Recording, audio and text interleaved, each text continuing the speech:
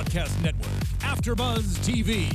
Over 20 million weekly downloads in over 150 countries, and your number one source for after-show entertainment.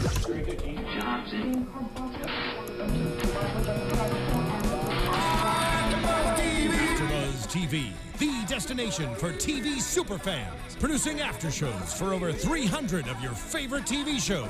Interviewing celebrities and showrunners. And bringing you behind-the-scenes exclusives. All thanks to E! Entertainment's Maria Menounos, producer Kevin Undergaro, and internet leader Akamai. Now, let the buzz begin! Is this how you do it? I don't know how they do it in Spain. That's a really good question. I don't know. But we honor Abner Yolveras. We are starting every week out like this. Yeah, I think, well, with the nationality of whoever wins. Yes. This is props to Abner Yolveras. Yeah. And welcome this week. Yeah, intro the show. To the Ultimate Fighter. No, I just was getting into it. And it's season 22, episode 9, Bullseye. I've always just wanted to say that. Bullseye. My Tim and Eric salute to Tim and Eric. I like it. Bullseye. Our mic flags here, or the clown noses here, kind of look like bullseyes, don't they? You're right. Yeah. If you look at it from the right angle, you got these yellow and black stripes with, again, you look at it at the right angle, which might come across really badly depending on if you're watching this on YouTube. We got a new format here, so if you're just listening to us, it's riveting stuff. We're just going to talk about microphone muffs all day. And Spanish national anthems. And we're going to do the whole show in Spanish, so get ready for a great show. Yo quiero UFC. Oh, yeah, there you go. Hey. I failed almost every Spanish. Yo quiero NOS energy drink. Yeah. They missed an opportunity with NOS there, but we'll touch upon that. Jay, I like to do some intros right off the bat. So tell the people who you are. For the people who haven't listened. Now that we're about a minute and a half into the show. Let's go. J10-716 all over your internet as usual. What up? And I'm Jared Gilkerson. That's at Gilkerson Radio on Twitter. Thanks for watching us live on YouTube right now or later on YouTube. Listening to us on iTunes. Download us. Rate us. Talk trash about us. We get plenty of those. Yes, thumbs up, thumbs down. We like it all. We'll take on anybody. And we got some guys in the chat room we should blow up here, too. Who we got? Shout, of course, who I just nicknamed, by the way. I'm really proud of this one. Yeah. The other Joe B. Oh. Joe Boza, eh? Joe Benavidez, Joe Boza. Yeah. It's like almost the same guy, but not really. Almost. Cam, sorry for this, having to angle my iPad here. Camrule82 is in there. Lolita Levin, excuse me. Lolita Levin is in here, and who else is in there? Dave McNeil, and at the very top, Oleg Savka. I hope you guys stay in here. Yeah. Hit us with some questions or discussion. We will try and answer and address here. Actually, Joe Boza, Lolita Levin is saying the notorious Conor McGregor will destroy all. All right. For me, we're talking about the Joe B is giving me some answers on the Latin America show coming up. Fight night this weekend. Yeah. But first, we are here, of course, to talk about what? Ultimate Fighter. That's right. So let's get into it. This might be my favorite episode of the season because it had really because it was the coaches challenge. Yeah, finally got some of that damn watermelon dropping, and which I've been looking forward to all season. Yeah, but I felt like it had good pacing as just for a TV show. It had big storylines and legit storyline. It kept the pace up, and since the fight happened so early, you knew that some good stuff was going to happen at the end. So I was kind of hyped about it. What did you think of the episode as a whole? I think you're right in that there was a lot of business to take care of. Yeah. So we didn't get into too much silliness. Yeah. There was zero house drama, which it can be fun. It's very hit and miss, that formula. And in this case, we just didn't even bother with it. There was the coaches challenge is always a nice. It's funny. It's kind of a nice mental break for the fans as well as us, or as well as the fighters. Yeah. Surely, because we're watching something different than two guys beating the shit out of each other in a cage, which we end up doing anyway. Yeah. But this is a nice, again, a break. It's kind of like the sweet as opposed to the salty that we taste at the end of every episode. It's like Suri and Jonathan. That's why they're not here. We're not here. Yeah, they're in the cage right now. A little sweet versus salty. Right. Okay. So they're good. Gotcha. They're a little grudge match there between those two. So shout out to Jonathan Meza, Suri Serrano. hopefully they can come back soon. Yeah, but you're right. And then of course, the match itself, and then moving forward, now new combinations. The game's changed a little bit. We got less guys. Now it's Connor's team has won the preliminary round. Yeah, 6-3. It was. Yeah. So there's 6 Europeans and 3 Americans in there, of course, and then one of those guys got cut. And one of the Americans. One of the Americans. Yeah, so Chris. it's now down to 6-2. Well, let's just jump right into it because we got people in the chat room. People want to talk about it. Yeah. I'm not going to talk about watermelons in the first 5 minutes in the show. Let's just jump right into it. But that is a storyline.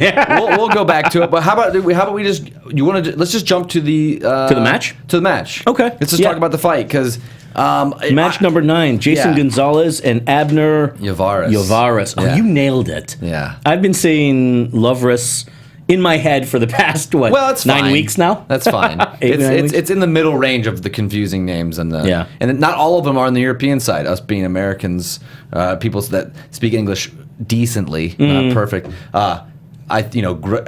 Still can't say Chris's last name. Oh, Gritzmacher. Yeah, Gritzmacher. But Fair. it doesn't look like Gritzmacher. That's true. But let's jump into the fight. So, your thoughts, round 1, Abner versus Jason.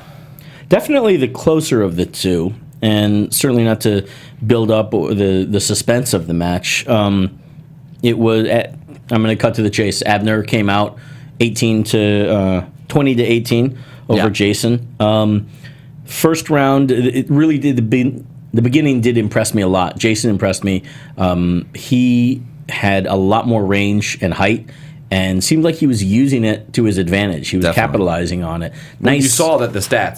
Sorry to interrupt, but you saw the stats with their with the height and the reach difference. 6'2" for Jason, 5'11" for Abner, and then the 5-inch reach advantage.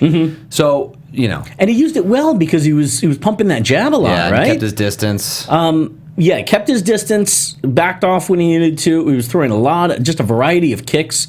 Great stuff. I was impressed. It started out as a kickboxing match more than anything else. Yeah. And I thought Jason was getting the better of it.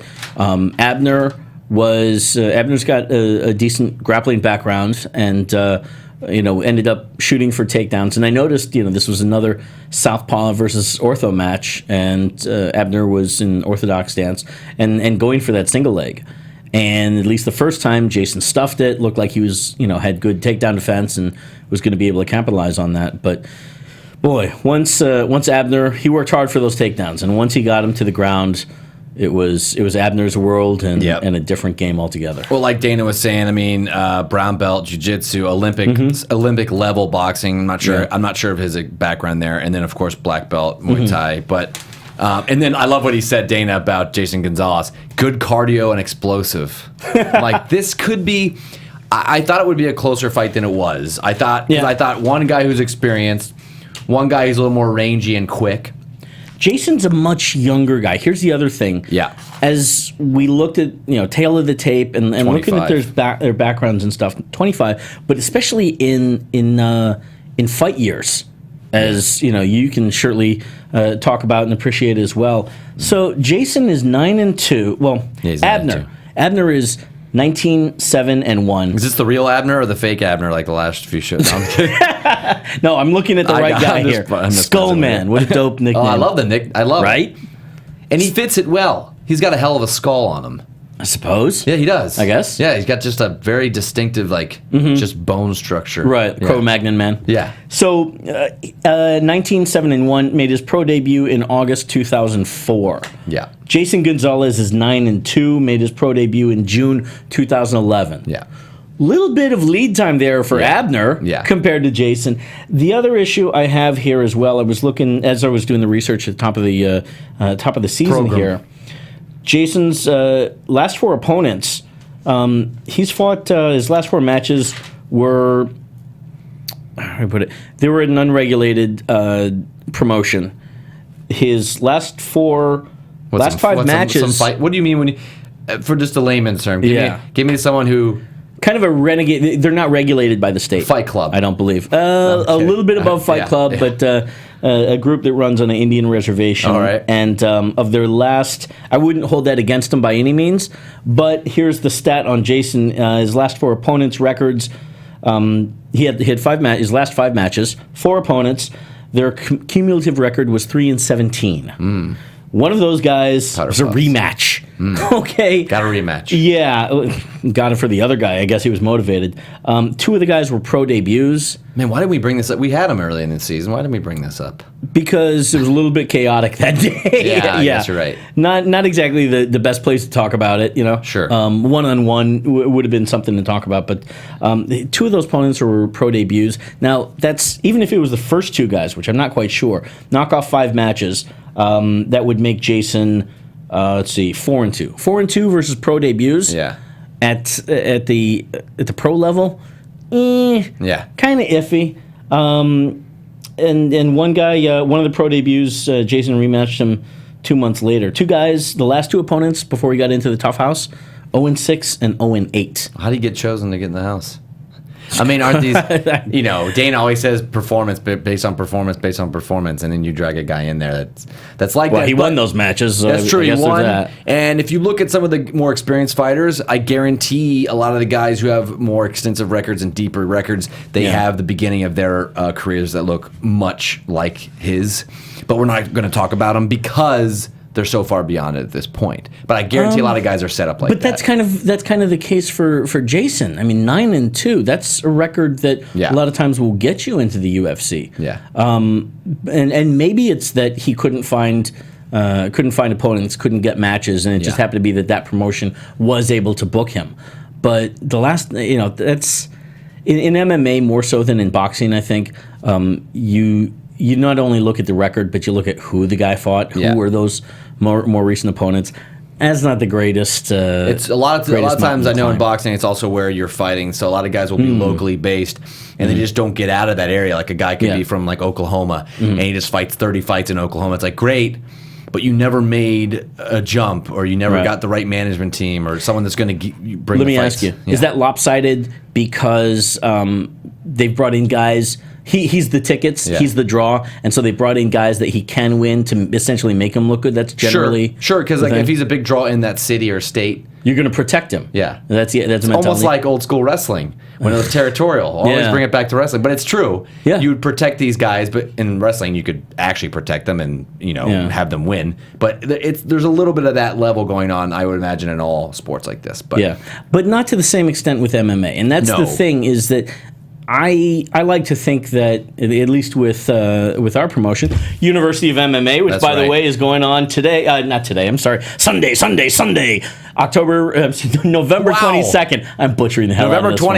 November 22nd, this coming Sunday at Club Nokia in downtown LA. If you're in town, come check us out. Yeah. Anyway, so what I like to do is I like to think that, even if you're a local fighter, granted, all the guys on my show, for example, or a lot of these guys, they're all local fighters. But you still challenge yourself. You're still willing to fight somebody that's a tough ass match, and that's something to be lauded, and that's good. And in MMA, I think I think the fans take to that a little bit more so, or I know they take to it. I don't know, I wouldn't make such an estimate on boxing because I don't know the boxing crowd nearly as well.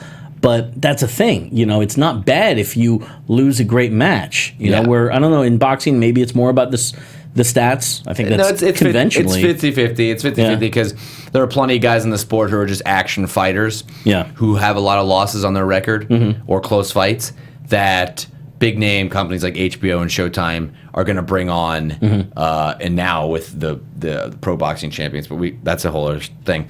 But if you're known as an action fighter, you'll be put in there on good TV and make a good purse. So, but to get back into this fight, we kind of put a bow on the first round. Second round, there wasn't much going on. Another dominated round by Abner on the ground. I mean, even more so. I had a question too, quickly. I don't want to go too, but about Jason's feet on the cage.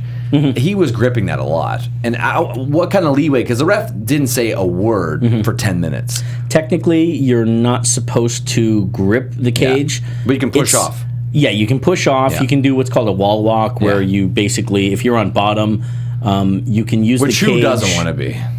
Who doesn't want to be? Well, there's a lot of Brazilians have no problem from the bottom there, you know? Yeah. They'll kill you under there. Yeah. But yeah, you can wall walk, and sometimes that can help you transition out of being on bottom. But I mean, the differences are negligible and very subjective to the referee's decision. I don't know if the referee was necessarily focusing on that. I don't think he was necessarily really helping Jason too much. He did wall walk out, I think, once. He did in the second round. Yeah, but Abner got right back on him, and if I remember correctly, kind of stacked him and was throwing ground and pound. Yeah, I wasn't impressed when Abner was on top. He didn't have that killer instinct, I don't think. I think he could have easily have been a guy that could have been kicked out of the show. Really? Yeah, they never mentioned it. Like, he wasn't doing... They kept mentioning Chris, right. and Chris had a little more action. He was taking more chances, I remember, if I remember correctly, in his fight. Yeah. But he just didn't have that instinct. But I wasn't... Abner, he did lose the first 3 minutes of that first round. Yeah. But then dominated. And then dominated the entire second round, but didn't go... Even the ref, show me something or I'm going to separate you guys. So there wasn't much action there, but they Dana and Connor and Uriah didn't bring him up at the end of the show. Yeah. I thought he should have been brought up in conversation. It might be a fair point. I'd argue that in terms of him being on top, I thought Jason did a pretty good job, did what he could to get out. A big part, I think, of Abner not really throwing more or being more punishing on top was a lot of it because he was trying to control Jason, who was giving him a good run for his money in terms of escaping, using the cage to get out of there, maybe shrimping a little bit and changing into different positions so he's more towards his body is facing more towards Abner. So I thought it was a bit more that Abner had to deal with control. More than that he just didn't want to punch him or anything. I'm sure he wanted to punch the hell out of him. Yeah. Oh, I think he should have stayed. Yeah. But I just thought it would be brought up. Yeah. But it's totally a fair point. And I wonder if it was an episode earlier, if this fight happened earlier in the season, that he might not also be somebody that gets picked on as, well, his match, he didn't really do that much, he didn't finish the guy, etc. Fair point. Yeah. But we talked about this a bit briefly last week with Meza, and that of who would you knock off of the season, the matches this season, which ones. And I gotta say, Grits did come up in conversation, but generally speaking, and I haven't gone back and watched all of the matches over again recently, but I look and I don't think that there's really any matches that were so bad that you go, oh, those guys sucked. No. Get them out of here, They've delivered a lot more, certainly a lot more than last season did. Yeah. Black Zillions versus ATT. They definitely did. That was a rough one to get through. The only few duds were in the, just to make the show round. But that was it. These fights have all been pretty entertaining. And I think because they've stressed, Dana has stressed, you better show us something. So that's so much. They stressed that more than in last season. So I like that. And also I'd say, too, that this is everybody out for themselves. It's one weight class. Yeah. So there's that much more competition, which means the guys got to bring it that much more so. Yeah, and they're living with everyone they're seeing everyone in the house every day that's the same size fighter, same division. It's great. Yeah. Let's hit up on the watermelons real quick. Coach's challenge. They missed an opportunity here. This is a perfect Joe Rogan moment, but they missed it. This has Fear Factor written all over it. Oh, okay. And I'm like, I don't think Joe has ever been associated with the show. Yeah, and I'm expecting him to come out of the helicopter, but it was pretty much just a ring girl, a busty ring girl with her Ariane Celeste. That's right. Oh, sorry, I'm not on first name basis. The ring girl there. She's is she a veteran? Is she a veteran of the game? Oh, and then some. Okay, yeah, they've featured her in Playboy. Actually, I'd like to hear from the fans on this one. I'd like to hear fans a favorite ring girl, if you've got one. If you're in the chat room now, that's a good hit one. us up later, because I've always liked to know. I'm taking a look here and seeing Joe talking tonight? Yeah, Joe's talking about the coach's challenge, and he says the coach's challenge is more of a break for the fighters, and for the men, they were treated to a woman for the first time in 3 weeks. Yes, they were. Fair point. True. It goes on saying this is an easy training camp for Connor because Abner has the experience. It feels like Connor has the experience as fighters, and Uriah has the men who are like, parentheses, Angie Hill of tough that aren't that lucky. It is a point that Karen talked about on Tough Talk afterwards, how, I don't know if I agree with this necessarily, but Team USA seems to be these kind of work in progress. and Team Europe are guys that are a bit more polished. Certainly, if you look at the numbers, they more they did pull ahead. Yeah, with more fight experience, and I was going to say that they pulled ahead of Team USA. Also, more losing experience usually on that side as well. More losses. Yeah, more wins, more losses, more tape on how to beat them. That's my theory. And there's a general thought that European MMA is less evolved than American MMA, North America, because it started here in North America, because we've got wrestling, which is a huge base for MMA, a stronger tradition of wrestling here than in Europe. Well, it's not shown on this show. Yeah, you're right about that. Fair point. And to that, and I'm not sure that this thought is necessarily valid as much now in 2015 as it was maybe 10 years ago. Yeah. The European market has exploded so much in 10 years, maybe even 15 years. But but it's the knock, at least from the North American perspective, is they don't got wrestling, which is true. They don't have wrestling to the same extent that we do in the U.S. But that said, the European market for MMA fighters has jumped up a lot. So, point being, though, maybe there is something to that. The Europeans are more polished. I don't know. I don't know. It's just it's too small of a sample size, and it's just the matchups. Well, I'm talking about the whole continent. Sure, sure. It could be true. I don't know. Mm-hmm. We do know that Americans are better at dropping watermelons from a helicopter. So we've learned that. So as Uriah literally nailed it and won the coach's challenge, hitting the target they set up in the desert. Which Dana was really into. It was like projectile sledge-o-matic. You remember Gallagher? Oh, yeah, Gallagher. Does anybody out there remember Gallagher, or are you way too young for it? He's still around. He still is. Yeah. But the VHS tapes that he shows are not so much around. Not around. They were all burned or smashed. And they had a real opportunity. I thought for sure they were going to have the NOS helicopter, but it's like this was a Sundance ad. Mm-hmm. So I was kind of disappointed. I wanted to see probably rented out a local one. And they didn't drench Uriah. They didn't do a NOS shower, Bud Light shower, nothing. They just held him up like this, really weird. Oh, that's right. Yeah, they had him like flying, like weird. Superman kind of thing. Huh? The thing I liked about the coach's challenge was you could really see McGregor's, and this is the last we'll go on the coach's job, but you could really see how much he just hates losing at anything. Mm-hmm. Yeah. Because he just shut down. He almost looked like he was turning white. Like I actually think he was a little uneasy being in the air. I don't know what it was. I felt like he was like he just didn't like being up there. Yeah, Chris Tucker's voice going, "Oh, he gonna go home and cry." he was pissed. Yeah, and he just shut down. And we don't see that much because we don't see him get beat in the ring. And Strudel boy! It's Strudel boy in the... Strudel boy is in the chat room. What's up, Mesa? Yo, dude. I'd like to hear what Jonathan thought about the fights. He says, sorry I'm late, guys. I'm here now. He's here. Chilling in Laguna. Oh, nice. Good for you. Drive up. Yeah. The traffic shouldn't be too bad by now. Bring us some cervezas and limes. Yeah. And put them in Bud Lights. Yes. Bud Light lime. They're all hanging out too in the helipad with their Bud Lights too, just kind of hanging there. Like even though they're all training and probably not drinking, but a few of them did early in the season. Did Connor lose the challenge? He asked. We can tell you didn't do your homework, Mesa. He lost the challenge. 185 to 70. He didn't even get a chance at his last throw. Well, break down the real quick. Break down the rules. 5 watermelons each. 5 watermelons each. You get this is totally reality show stuff. So hopefully we don't lose those UFC fans.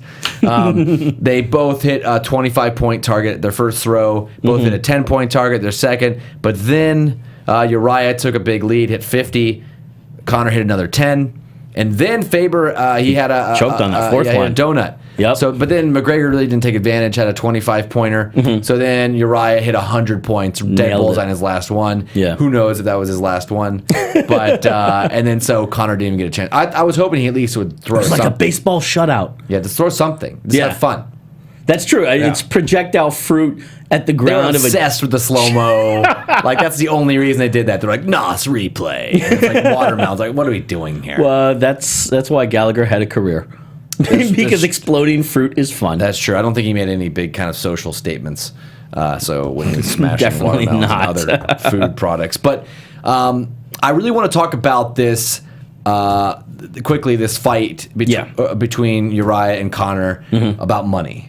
about money, about facing each other. Now, the way they edited it on TV, it looked like Uriah brought up, hey, you don't know how to take care of your money. You don't know how this business works. You're blah, talking blah, about blah. the argument as they were discussing fighters who goes combinations and stuff and who gets cut, right? Yeah, and what kind of deal you're making, what kind of financial deal you're making with UFC. Right. Uriah says, I just got paid for a fight I had 5 years ago. Right.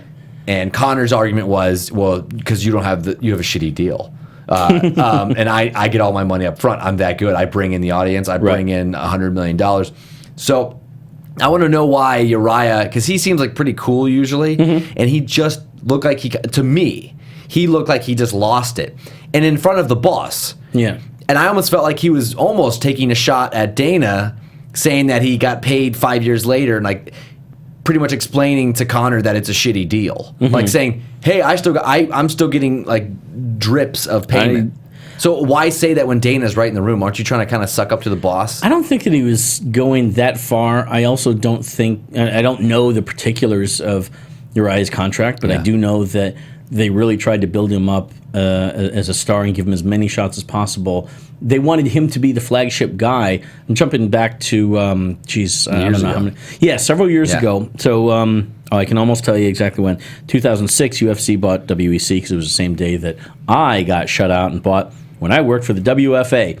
2 purchases, 1 day. Not a happy day for me. Anyway, jump ahead a bunch of years. They ran WEC as a separate entity.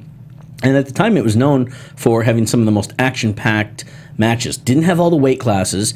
Some overlapped, like middleweight, light heavyweight. But at that point in time, and I want to say this is probably 2007, 8, 9, WEC had 135, 145, and it stopped at, I think, 185. Yeah.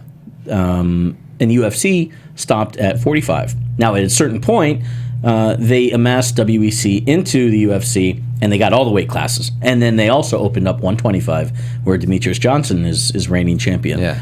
In that switchover, Uriah Faber came over. Now, he'd already lost the WEC title. He was a big champ in WEC. Oh, yeah, he was already an established star. Exactly, yeah. And so the idea was to build him up to run with the title at 145 at the time, I think it was.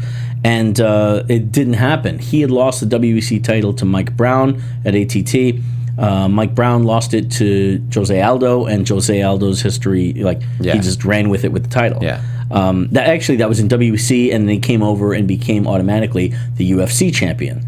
Jose Aldo did. So he's got the WEC and UFC belts, right? Did he ever? Did he ever headline a pay-per-view? Uriah? Yeah.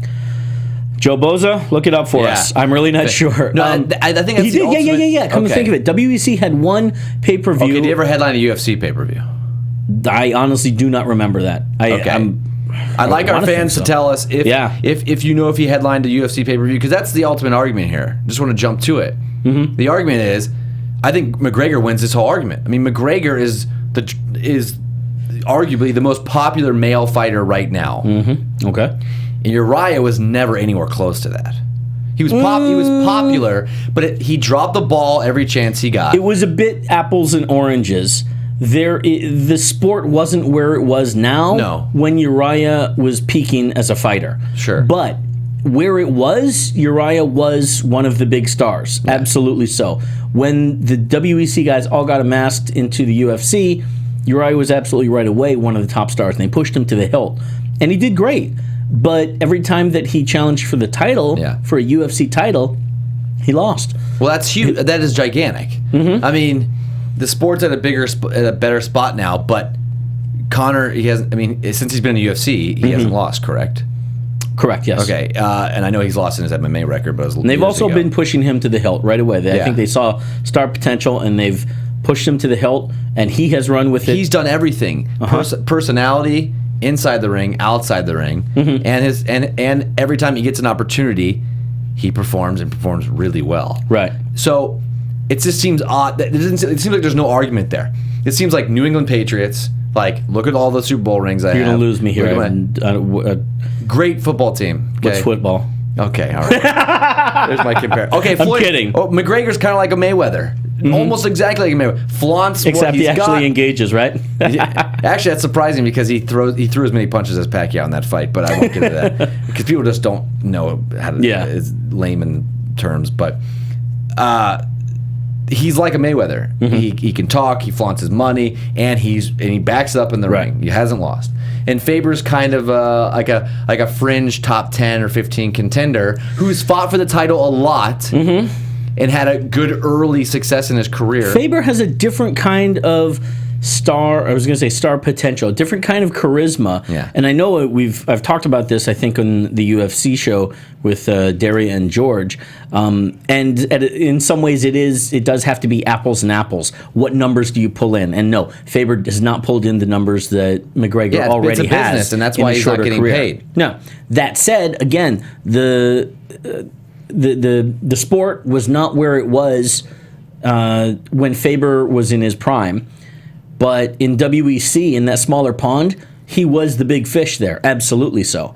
And he was a big fish for quite a while when he came over in the UFC. When was UFC when was UFC's prime? Have we still not seen it? Well, we've seen ups and downs since 2006. Because he was big. Continued to rise since 2006. Yeah. Let's see, was 14 or 13 was the bad year. 7, 8, 9, 11, I believe. Personally, as someone who's in and out, I'm an in and out kind of fan. Yeah, I was in big time. I think it was 2000 and maybe 9, right? 10, 2000, maybe 2010. 2010, I was in, and I just remember, and that's 5 years ago, and I think a lot of people were in then. And I think he was Uriah was arguably at his peak athletically, 31 years old then. Basically, I just don't think he has this. I think he loses this argument, and I thought the whole argument was off. What is the argument exactly? The argument was Connor's a bigger star than Connor. Uriah You don't know how to was? save your money, and I don't think he knows his personal finances. And two, of course not. And two was you don't know how this business works already. And I think Connor probably has a better idea of how the business works because he's already in. He's probably almost made more in one fight than Uriah did in his whole career. Connor is at a different place. Yeah. Here's another thing. A couple other points to make about this conversation. Connor's at a different place in his career and also his age. Yeah. Than Uriah was when Uriah got pushed to the hilt. When Uriah had his shot in the UFC to be the big star that he was. Now, what's the point that I'm making here? Connor right now, yes, is amassing a lot of money, and maybe he's putting it into SBG, his home gym. Uriah got his money and established his gym, Team Alpha Male, and what I believe is called Ultimate Fitness up in the Sacramento area, I think, right? Uriah has done different things with his money. Connor right now is flashing it about, and you see the suits, the house that he's renting in Vegas, et cetera, et cetera.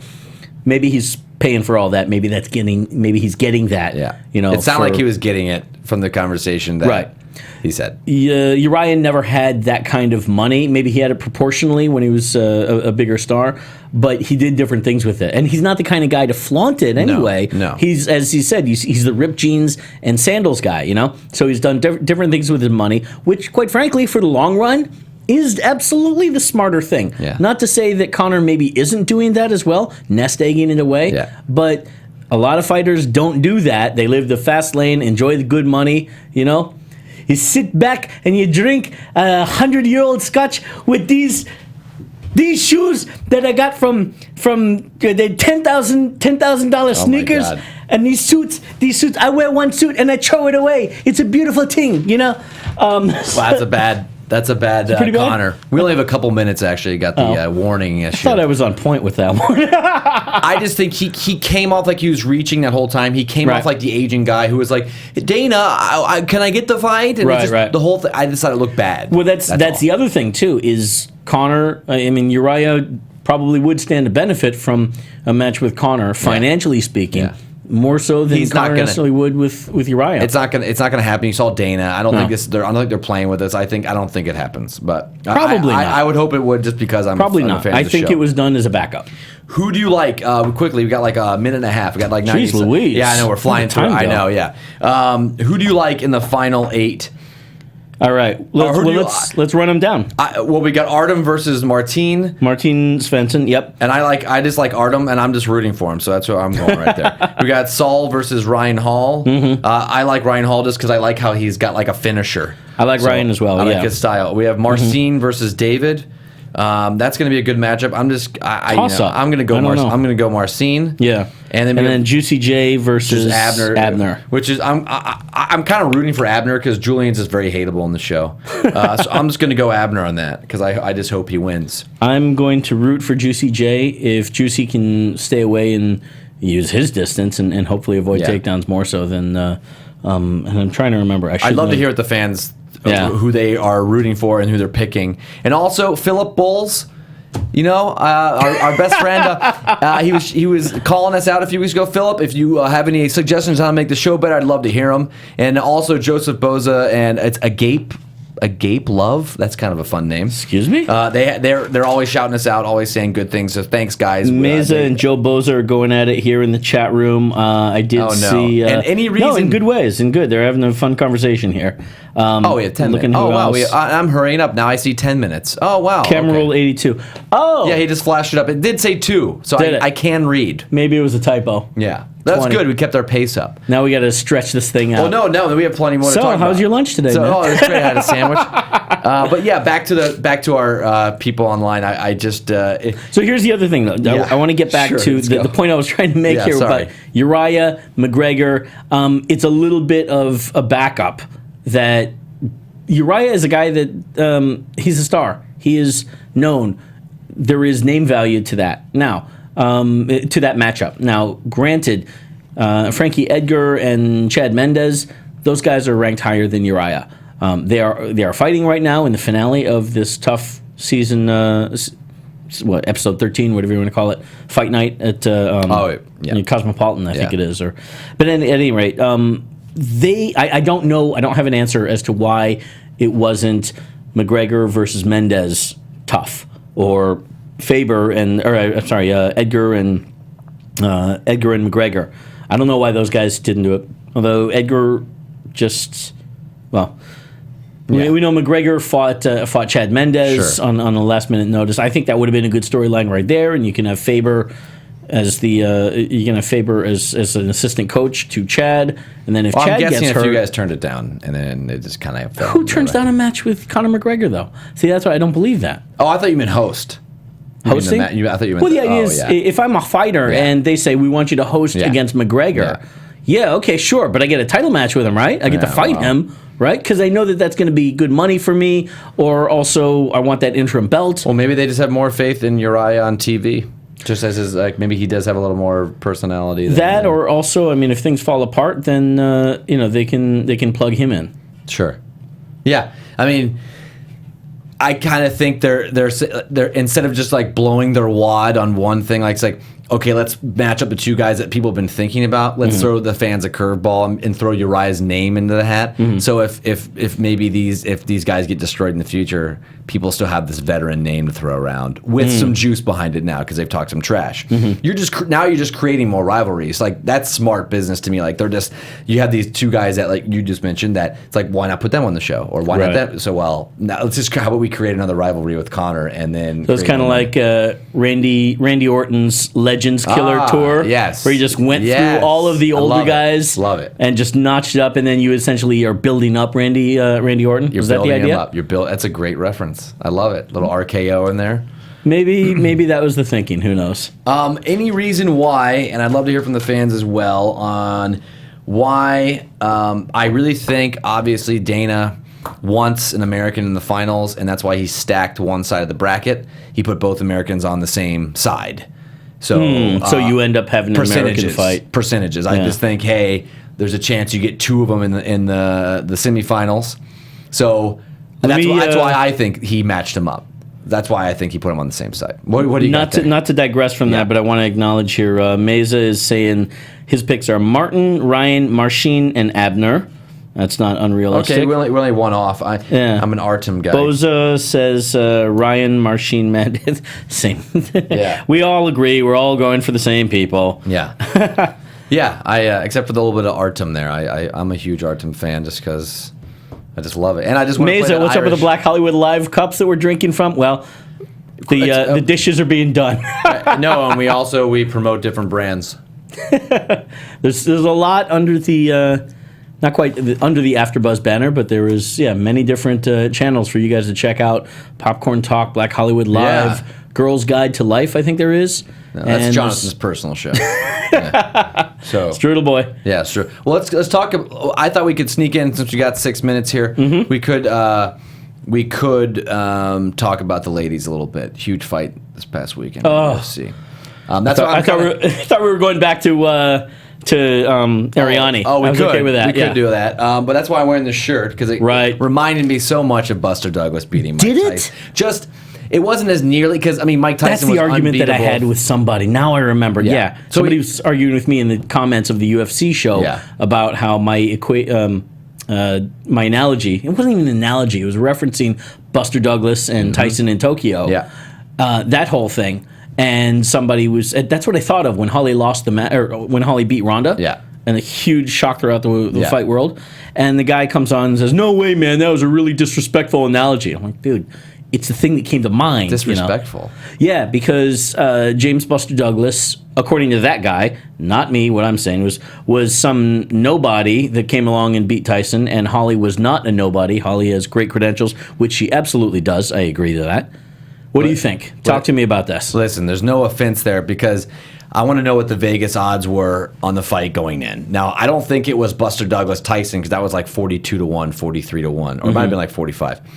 This one, I don't know what the odds were. I would guess it's somewhere like stacked. What is it, like 10-1 maybe, somewhere around there. I have no idea. So I know I understand that Buster Douglas was a nobody. I mean, he's from my hometown, so it's kind of I can't really talk about. It's kind of hard to figure that out. But I'm talking about the regular fan. Let's talk about the regular, like just the average fan. Casual fan. Casual fan. The one that, hey, let's get the pay-per-view. Rousey's Uriah Faber. I've heard of him. Yeah. But I know that Conor McGregor guy. Yeah, yeah. Right? Yeah, Rousey. Okay, she's badass. She's in movies. She's at WrestleMania. Dude, this match is going to be great. Wait, how many rounds is it? Yeah. I hate that. Yeah, well, I know. If you can't keep the round straight, dude, come on. And then you got Mike Tyson back in the day. Oh, Mike's fight? Okay, cool. I'll order it. Let's watch it. Yeah. And there's so many similarities. The fight was in Tokyo. That fight was in Australia. It was like not a big fight in the States. How's that similar? They're just not a big fight in this, like, because usually UFC, it's more often than not, it's Vegas.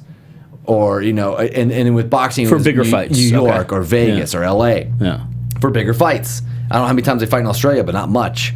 And then I knew a couple times a year. Exactly. And but this match was gigantic, the biggest match I've had in years there. But it was also one of the only, maybe I'm going on a limb on this one, they booked a stadium there.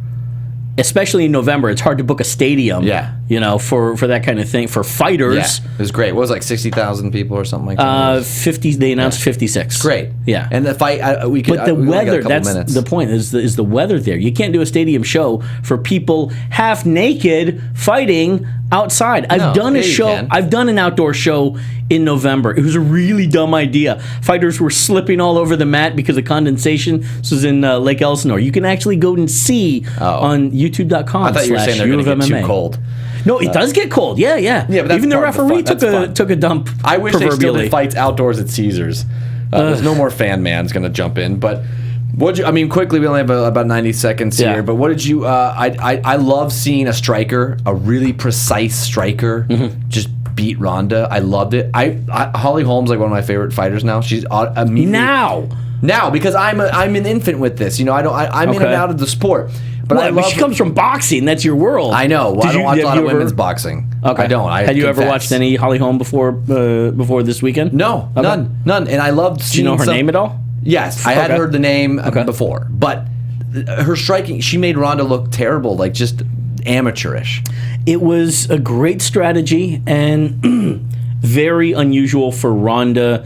I think Ronda was not in her head as she usually is in this match, and I think that played a certain part of it because Ronda was angry. She wanted to beat this bitch down, and Holly wouldn't let her. Wouldn't even let her get close to her, and on top of now she's angry and she's frustrated and she's getting winded in ways that she hasn't in pro matches before ever. Yeah. And not to say she doesn't have good cardio. She's Ronda Rousey. Of course she has good cardio. You know. Of course she trains for stuff like this.